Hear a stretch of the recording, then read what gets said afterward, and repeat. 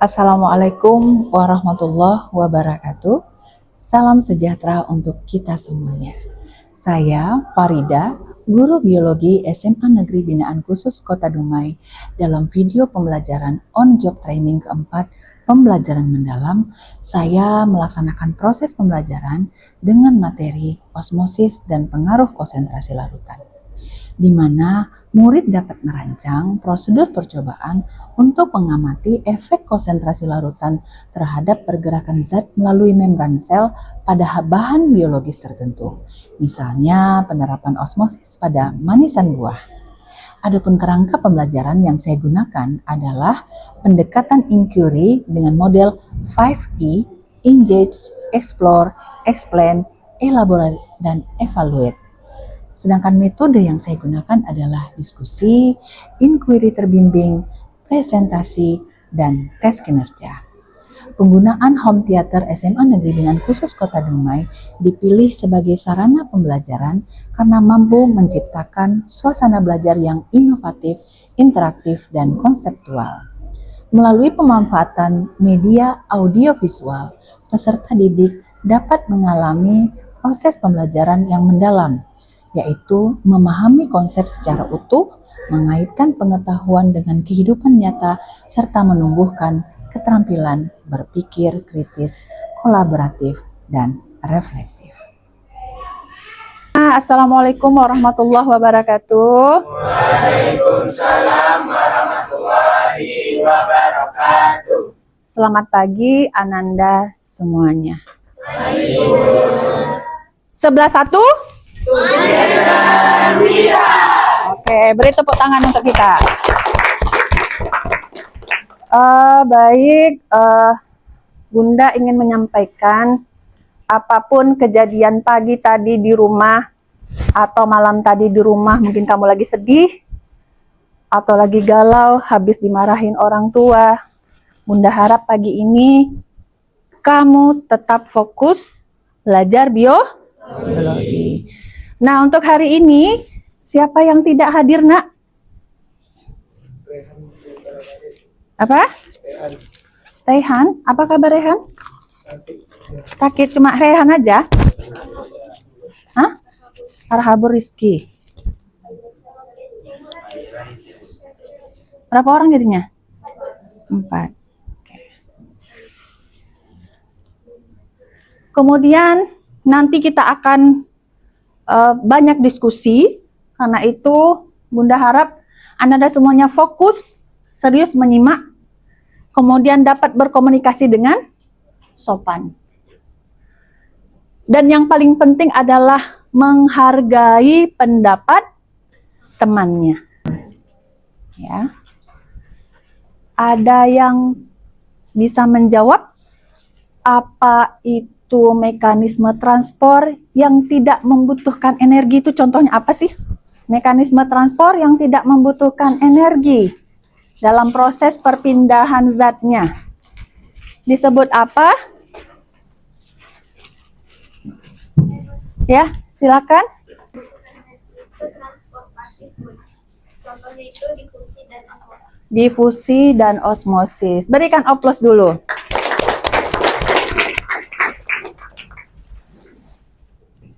Siapa yang bisa menjelaskan osmosis itu apa? Oke, silakan. Osmosis adalah pergerakan molekul air dari area konsentrasi tinggi ke area rendah melalui membran semi-permeabel. Perpindahan zat padat, cair, dan gas dari yang berkonsentrasi rendah hipotonik ke yang berkonsentrasi tinggi hipertonik melalui membran semi-permeabel. Nah, siapa yang bisa menjelaskan 3 perbedaan antara osmosis dan difusi? Silakan Cynthia. Pada difusi dan osmosis, pada difusi, zat yang dapat berpindah adalah zat padat, zat cair, dan juga zat gas. Sementara pada osmosis, zat yang dapat berpindah itu hanya zat cair. Lalu pada osmosis memerlukan bantuan membran, yaitu membran semi-permeabel. Yang ketiga, arah perpindahan zat pada difusi yaitu dari konsentrasi tinggi ke konsentrasi rendah, sedangkan pada osmosis yaitu dari konsentrasi rendah ke konsentrasi tinggi. Oke, berikan aplaus dulu untuk Berarti kalau osmosis kebalikannya. Ya. Mana yang melewati membran? Osmosis. Baik, Bunda rasa mudah-mudahan ya Ananda semua memahami antara perbedaan difusi dan osmosis. Baik, Bunda akan menayangkan sebuah video dan dilanjutkan nanti dengan video kedua. Tolong diperhatikan baik-baik dan nanti Bunda minta tanggapannya. Bisa dipahami? Kembali, jadi kalau dia udah mulai mengembang, maksudnya selnya udah mulai segar gitu, kita tambah lagi air nggak apa-apa, biar semua bagian daun dan batangnya itu terkena air, maka semuanya akan menjadi segar. Nah ini juga 1 minggu kita simpan kayak gini, itu tetap akan segar insya Allah teman-teman, dia nggak akan rusak. Jadi sayur itu cukup dengan air udah bisa jadi nutrisi yang bagus untuk sayur mayur. Terima kasih sudah menonton video ini. Jangan lupa like video ini dan subscribe channel ini ya. Garam yang biasanya dipakai adalah garam dapur umum yang banyak mengandung natrium klorida. Tinggal biarkan selama 12 jam supaya garam terserap ke dalam daging ikan dengan baik, Pems. Kalau sudah begini, bakteri dalam tubuh ikan bisa terhambat. Nah, sudah ditayangkan. Sekarang Bunda ingin tahu siapa yang mau memberikan tanggapan terhadap 2 video tadi.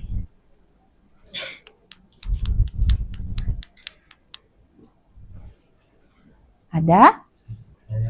Oke, silakan Alif. Sawi mengalami pembengkakan akibat berada di lingkungan hipotonik, sedangkan pada video pembuatan ikan asin, ikan mengalami venasi atau pengkerutan akibat berada di lingkungan hipotonik. Oke, berikan aplaus dulu. Ada lagi yang ingin menambahkan? Silakan Nikaila. Menurut saya, dari video yang pertama ini sawi, terjadi perpindahan zat terlarut yakni air dari luar sel sawi masuk ke dalam sel sawi melalui membran sel semi permabel. Jadi air tadi berpindah dari konsentrasi hipertonik ke konsentrasi hipotonik. Yang dari video ikan asin tadi, menurut saya perpindahan air dari dalam ikan keluar ikan tersebut karena ikan berada di dalam lingkungan hipertonik dan air akan keluar dari ikan untuk mencapai keseimbangannya. Baik. Nikaila. Jadi antara pendapat Alif dan Nikaila itu benar. Bahwa pada kasus video pertama itu sayurnya berada pada kondisi hipotonik. Kalau osmosis yang berpindah yang mana? Yang banyak airnya, yang encer, yang konsentrasinya rendah, yang hipotonik, sehingga air masuk ke dalam sel-sel sayur, membuat sel-selnya menjadi apa? Turgid atau bengkak. Dan pada kasus ikan asin bagaimana? Ikannya berada pada lingkungan yang apa? Hipertonik. Akibatnya apa? Air dari tubuh ikan akan keluar. Berkurangnya kadar air akan membantu proses pengawetan pada makanan. Baik, Bunda akan menampilkan video yang ketiga. Buah nanas direbus dengan air gula sampai matang. Tujuannya agar tekstur pada nanas menjadi kenyal. Dikeringkan terlebih dahulu sampai mengkristal. Apakah kamu ingin mencobanya? Sekarang pertanyaan saya, tadi ada bahasa kenyal ya? Di video tadi ada bahasa kenyal nggak sih? Iya. Bunda sekarang mau nanya nih, mengapa buah yang direndam dalam gula menjadi manis, kenyal, dan awet lebih lama? Nah, menurut kalian, apa yang terjadi pada buah tersebut selama proses perendaman? Oke, Fazli dulu. Fazli. Yang pertama, adanya gula mempengaruhi terhadap keawetan manisan buah. Lalu karena adanya gula terjadilah proses osmosis yang dimana gula menarik air keluar dari sel untuk mencapai titik keseimbangan. Ini berguna untuk mencegah pertumbuhan mikroorganisme, memberikan rasa manis dan tekstur yang lebih baik pada manisan. Oke, berikan aplaus dulu kepada Fazli. Nikalia ingin menambahkan? Menurut saya, karena gula memiliki sifat higrokopis yang ia menyerap air dan menciptakan tekanan osmosis. Saat nanas direndam dalam larutan gula pekat, kadar zat terlarut di luar sel lebih tinggi dibandingkan di dalam sel nanas. Akibatnya, air dari dalam nanas keluar melalui membran sel menuju larutan gula sehingga kadar air dalam daging nanas berkurang dan menciptakan tekstur nanas itu menjadi lebih kenyal, manis, dan lebih halus. Oke, baik. Berikan aplaus untuk Nikalia. Ada lagi yang ingin menambahkan? Tidak ada? Oke. Pembelajaran kita pada pagi ini adalah merancang prosedur percobaan untuk mengamati efek konsentrasi larutan terhadap pergerakan zat melalui membran sel pada bahan biologis tertentu. Nah, kemarin kita sepakati bahwa kita akan membuat rancangan percobaan, kan? Ya, kalian sudah mencari referensi, mencari literatur, apa-apa yang dibutuhkan untuk melakukan eksperimen sederhana. Nah, kita kemarin sepakati adalah osmosis pada buah apa? Buah nanas. Ya, jadi nanti kita fokusnya adalah melihat, merancang percobaan dalam penerapan osmosis pada manisan buah nanas. Anak-anak semuanya sudah memuat draftnya ya. Draft untuk rancangan percobaan yang akan dipresentasikan. Jadi Bunda mohon nanti ada 3 kelompok yang presentasi, ada 3 kelompok yang menanggapi. Tolong diperhatikan apa saja ide-ide yang bisa kalian ambil, apa hal-hal saja yang bisa kalian perbaiki nanti, misalnya dalam tinjauan pustaka atau dalam rancangan percobaannya. Nah, untuk kelompok pertama nih, kelompok mana yang akan tampil? Kelompok 3. Nah, kelompok yang akan menanggapi? Kelompok 1. Berikutnya kelompok yang akan presentasi? Kelompok 5. Kemudian yang akan menanggapi kelompok 5? Kelompok 6. Terakhir yang presentasi? Kelompok 2 yang menanggapi? Kelompok 4. Kita akan presentasi, silakan tampil yel-yelnya. Dan kelompok yang akan menanggapi, silakan tampil yel-yelnya. 11-1. Oke.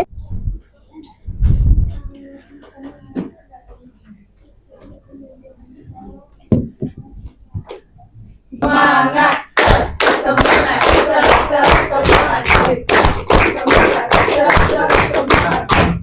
Oke, berikan aplaus dulu kelompok 3. Assalamualaikum warahmatullahi wabarakatuh. Jadi kami dari kelompok 3 akan mempresentasikan hasil diskusi kami mengenai pengaruh kadar air terhadap keawetan manisan nanas. Rumusan masalah kami ialah bagaimanakah pengaruh kadar air terhadap keawetan manisan nanas dengan nama latinnya Ananas commosus.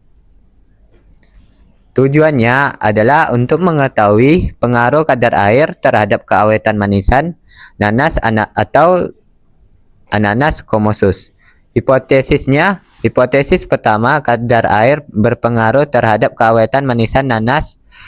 Yang kedua adalah kadar air tidak berpengaruh terhadap keawetan manisan nanas. Siapa kita? Kelompok 1. Kelompok 1 bisa cerdas kreatif. Oke, berikan aplaus. Assalamualaikum warahmatullahi wabarakatuh. Waalaikumsalam warahmatullahi wabarakatuh. Saya ingin bertanya kepada kelompok 3, bagaimana proses pengurangan kadar air dapat mencegah pertumbuhan mikroba pada manisan nanas? Menjawab pertanyaan dari Zahira.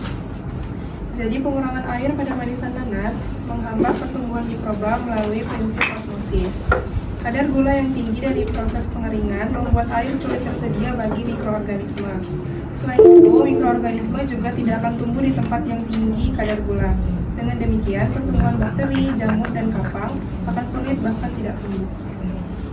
Assalamualaikum warahmatullahi wabarakatuh. Berikan aplaus untuk kelompok 3 dan kelompok 1.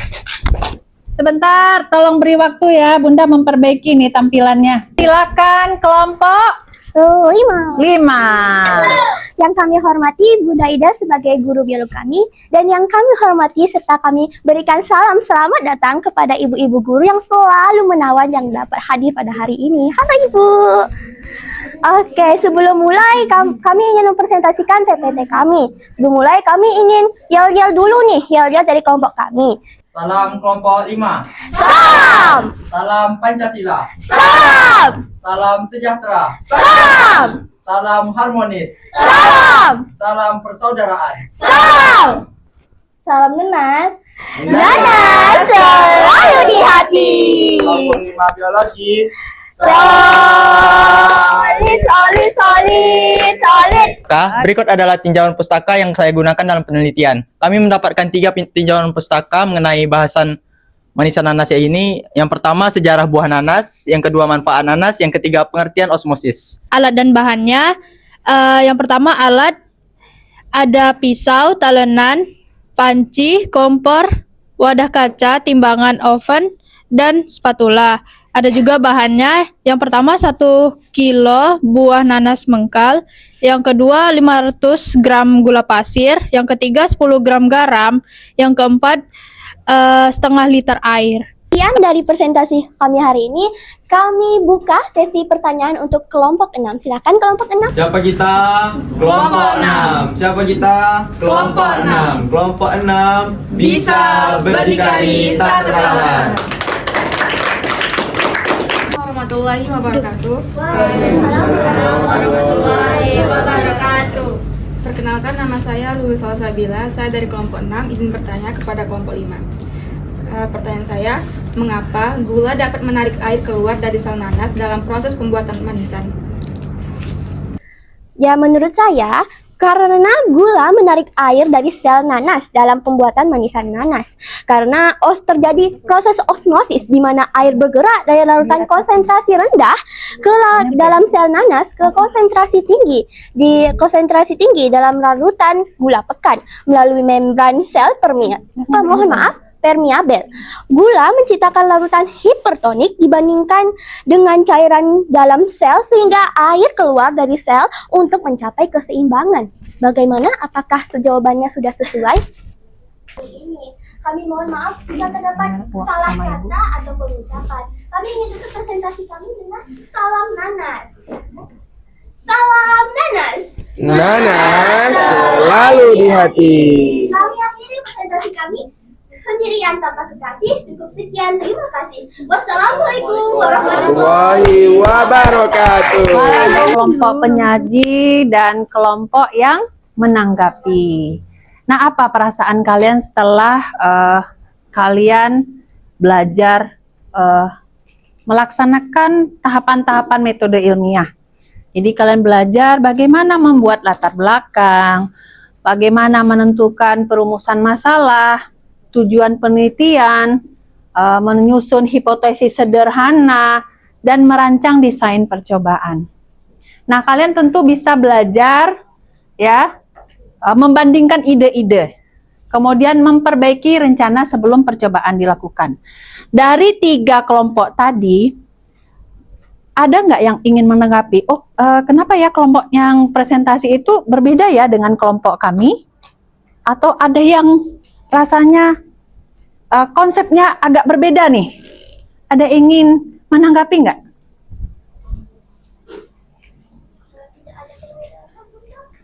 Sama semua? Tidak ada perbedaan?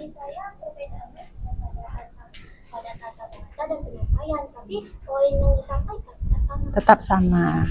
Baik, ada lagi yang ingin menanggapi? Alip, silakan Lip.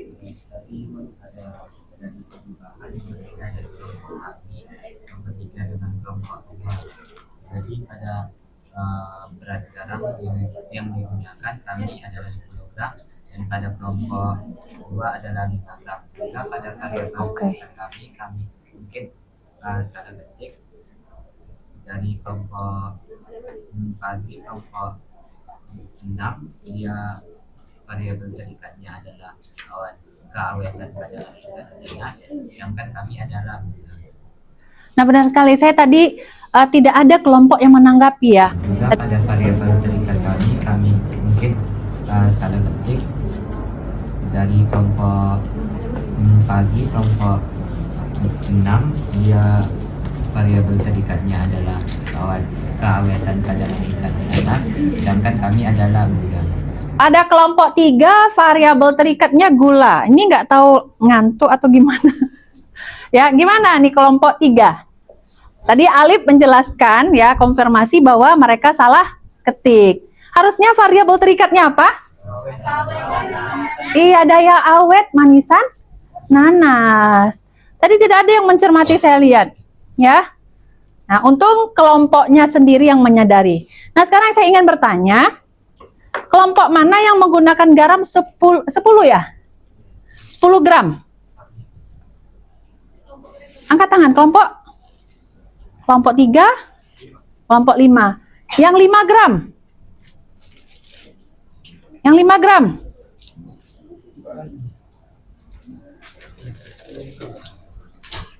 Yang 5 gram. Kelompok mana tadi yang 5 gram, Lip? Kelompok saya sama Alif.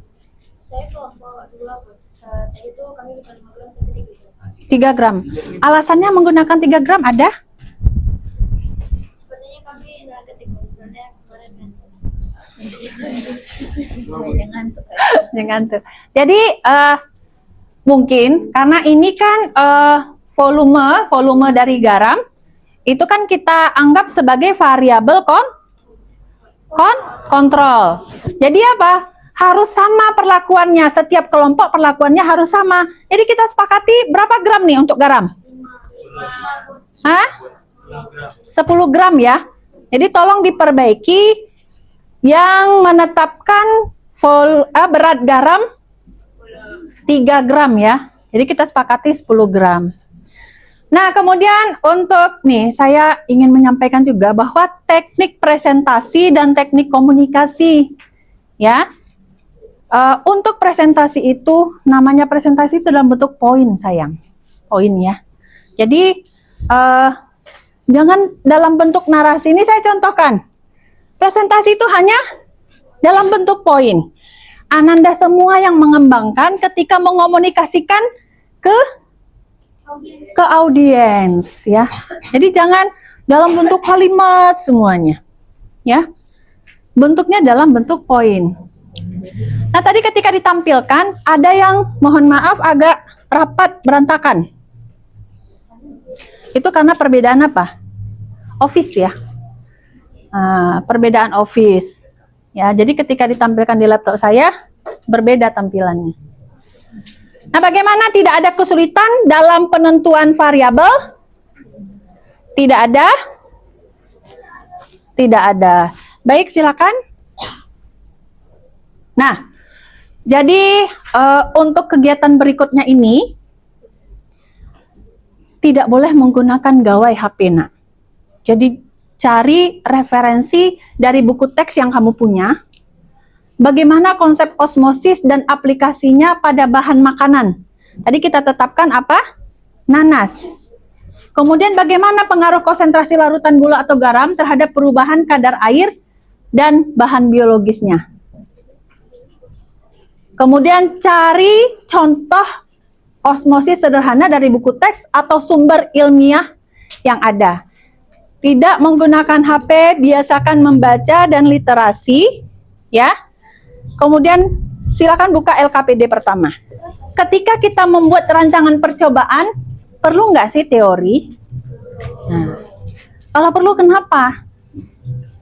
Nah, apa perbedaan kemungkinan hasil yang terjadi? Karena ada perbedaan perlakuan tadi. Karena ada perbedaan pada variabel bebasnya. Tadi variabelnya, variabel bebas ada berapa? Ada 2. Perlakuan yang pertama pada manisan basah. Perlakuan yang kedua manisan kering. Nah, silakan dikerjakan. Waktunya hanya 10 menit saja. Ikuti keinginanmu, jangan putus asa dahulu, karena pelaut hebat tak pernah lahir di laut yang terang. Hai kawan, terus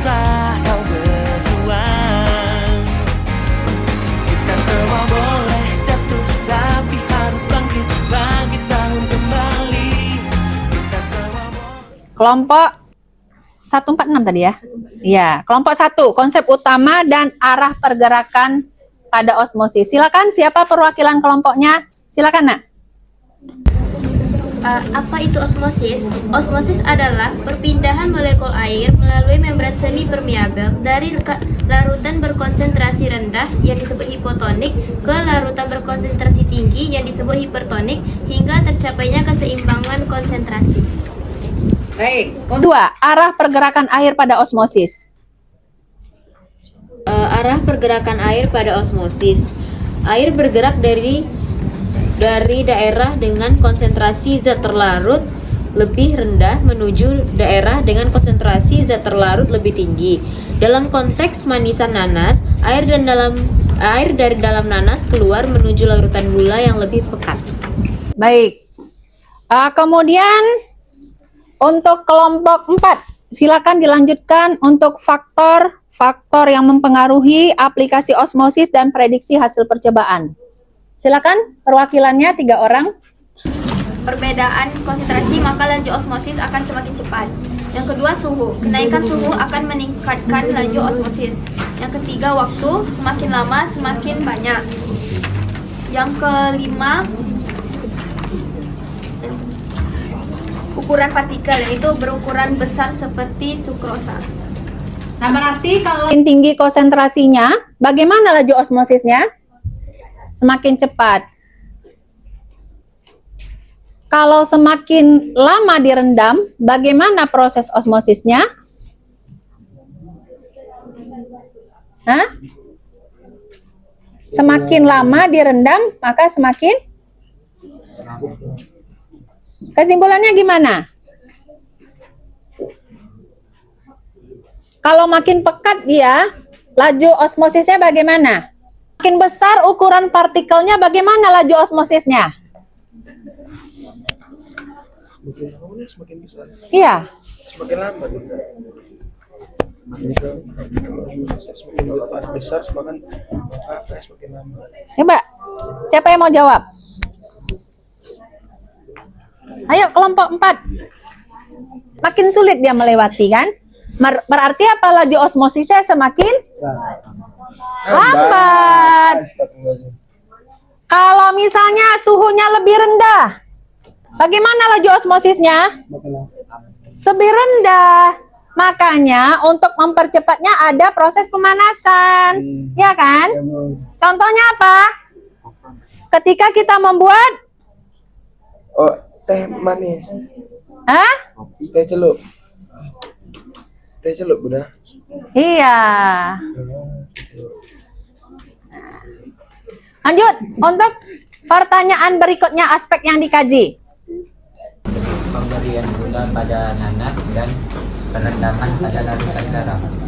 Pada proses pembuatan nanas itu, apa ya penerapan utamanya itu? Pemberian garam dulu. Tujuannya diberi garam itu apa? Direndam dengan garam? Mengeluarkan air dari... Mengurangi kadar air. Kemudian aplikasi yang keduanya apa? Perendaman dengan air gula. Tujuannya untuk apa? Biar gula meresap ke dalam... Mengurangi kadar air juga. Iya. Dan menambah rasa. Ya. Oke. Lanjut kelompok 6. Kelompok 4 ya? Berdasarkan literatur, kadar air berbanding terbalik dengan keawetan manisan nanas. Semakin rendah kadar air akhir, semakin lama umur simpannya. Jika kadar airnya semakin berkurang, maka daya simpannya itu menurut prediksi berdasarkan referensi yang kalian baca. Nah, silakan kelompok 6 membahas analisis rancangan percobaan. Variabel bebas yaitu kadar air manisan nanas basah dan manisan nanas kering. Variabel kontrol yaitu berat dan kematangan nanas, ukuran potongan nanas, volume rendaman air, berat gula pasir, waktu perendaman, berat garam, wadah penyimpanan, botol kaca, dan di oven. Variabel terikat keawetan manisan nanas. Kemudian yang perlu disesuaikan. Apakah kemarin kita sudah menyesuaikan konsentrasi larutan gulanya? Sudah kita sesuaikan berapa berat gula? 500 atau 300? 500. Berapa volume airnya? Setengah liter. Baik. Apakah ada yang perlu disesuaikan lagi? Sudah sama semuanya lama perendaman? Kelompok 1 berapa lama perendamannya? Hah? 24 jam. Kelompok 2? Kelompok 3? 24 jam. Nanti pada minggu depan ada sampel kan? Berarti ada 2 botol kecil kan? Nah, masing-masing botol kecil ini berapa potongan nanasnya?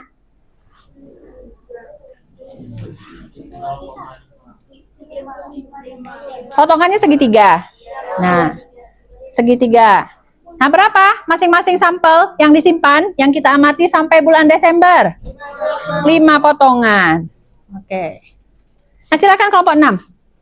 Apakah ada revisi pada rancangan percobaan kalian? Ada yang direvisi? Tidak ada. Yang informasi baru yang kamu dapatkan dari bahan bacaan yang kamu temukan tadi. Kelompok 1 mana? Oke. Yaitu osmosis tidak hanya dipengaruhi oleh perbedaan konsentrasi larutan, tetapi juga oleh suhu, ukuran molekul, luas membran, dan tekanan. Pada pembuatan manisan buah nanas, gula berperan sebagai larutan hipertonis yang menarik air keluar dari sel buah sehingga buah menjadi lebih awet dan manis. Nah, silakan kelompok 4 untuk soal nomor 2. Karena semuanya sudah sesuai, Bu. Sudah sesuai dengan referensi. Baik. Kelompok 6, nomor 3. Adanya perbedaan nyata pada perubahan massa atau terstruktur bahan sesuai konsentrasi larutan sehingga data lebih akurat dan mudah dianalisis. Baik.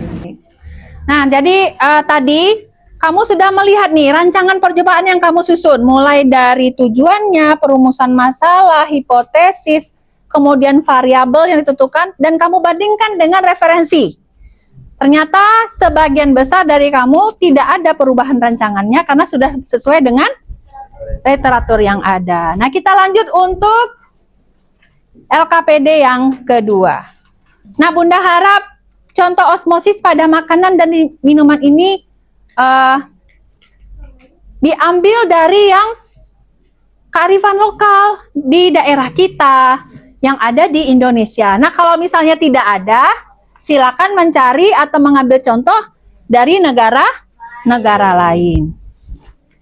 Nah, nanti contoh-contoh ini akan Ananda jawab dalam bentuk tabel pada LKPD yang kedua.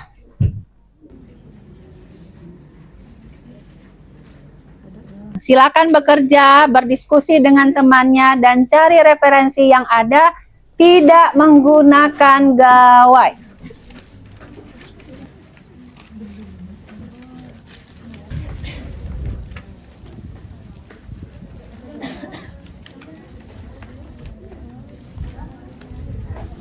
Oke, silakan, Nak.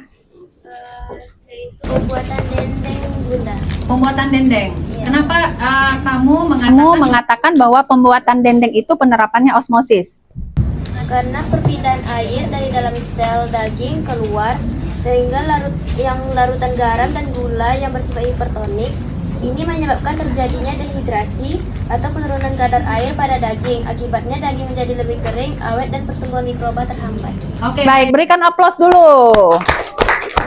Contoh berikutnya, silakan. Acar terjadi ketika acar direndam dalam larutan garam atau gula yang memiliki konsentrasi lebih tinggi daripada cairan di dalam sel-sel acar. Air dalam sel acar melalui proses osmosis untuk menyeimbangkan konsentrasi larutan di luar sel dan membuat acar menjadi lebih kering dan teksturnya berubah mudah. Baik, acar ini adalah makanan fermentasi ya, yang kaya akan prebiotik. Nah, kaya akan prebiotik. Jadi kalau kita analogikan, acar ini adalah kimchinya orang Indonesia. Baik, contoh berikutnya nih udah 2 orang nih di sini. Oke, silakan. Asinan bunda, asinan buah. Asinan buah. Kenapa dikatakan osmosis?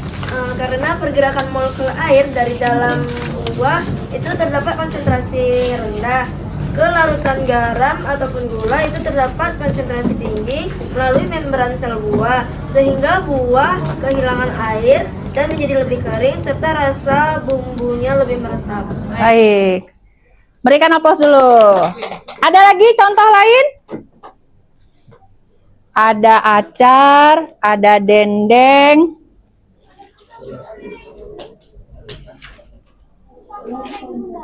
Ada lagi? Direndam larutan garam. Jika potongan kentang direndam dalam larutan garam, pekat kentang menjadi keriput karena air keluar dari sel kentang menuju larutan garam. Benar sekali. Berikan aplaus dulu. Ada lagi? Sayuran dibiarkan di udara panas, kemudian sayuran tadi menjadi layu. Apakah ini bisa dikatakan osmosis? Kenapa bisa? Siapa yang mau menjawab? Silakan. Karena suhu panas, air di dalam sel sayuran itu akan keluar ke lingkungan sekitar yang kering melalui proses osmosis. Suhu panas itu menyebabkan kerusakan pada sel-sel sayuran, termasuk membran sel sayuran, termasuk membran sel dan struktur internal lainnya. Oke, berikan aplaus dulu sama Quinta. Nah, jadi dalam kehidupan kita, sebenarnya keseimbangan tekanan osmotik itu diperlukan. Ya, sel-sel di dalam tubuh kita itu bisa bekerja sempurna jika dalam keadaan isotonik. Ya, jika dalam keadaan isotonik.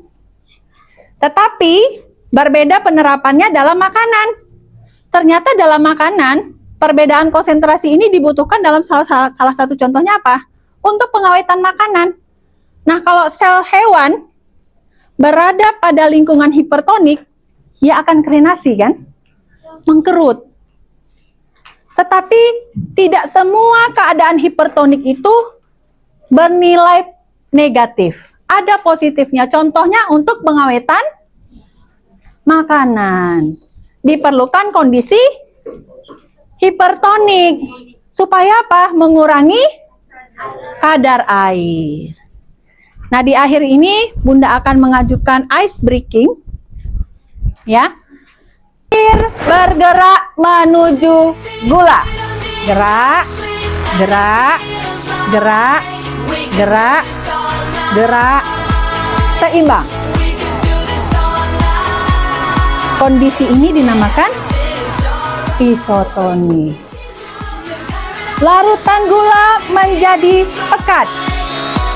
Keluar, keluar, keluar, keluar. Kondisi ini adalah hipertonik.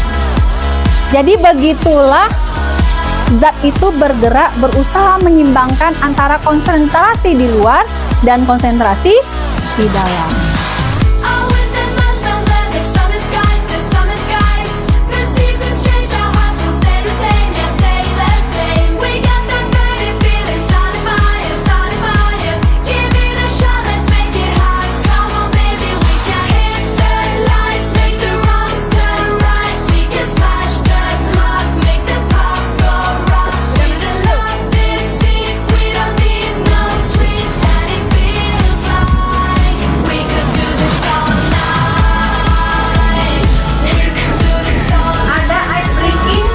Menjelaskan kondisi kita ketika larutan berada pada kondisi hipertonik dan isotonik.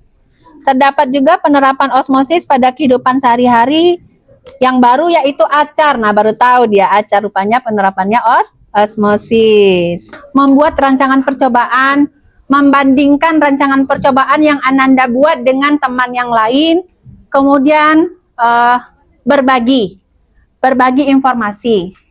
dan melengkapi rancangan percobaan tadi dengan referensi dan literatur yang ada.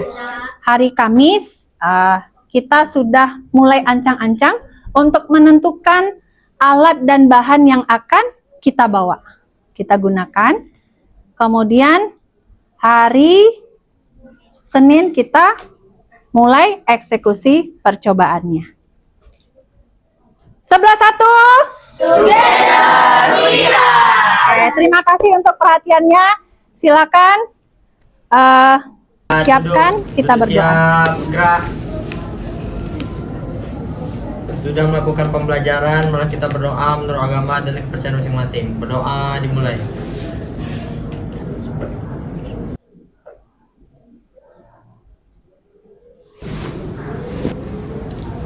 Doa selesai. Ucapkan salam. Assalamualaikum warahmatullahi wabarakatuh. Waalaikumsalam warahmatullahi wabarakatuh. Selamat pagi. Mohon keluar yang di sebelah sini dulu. Kemudian dilanjutkan dengan di sebelah sini. Dan ingat yang piket di ruangan ini adalah kelompok. Silakan, Nak.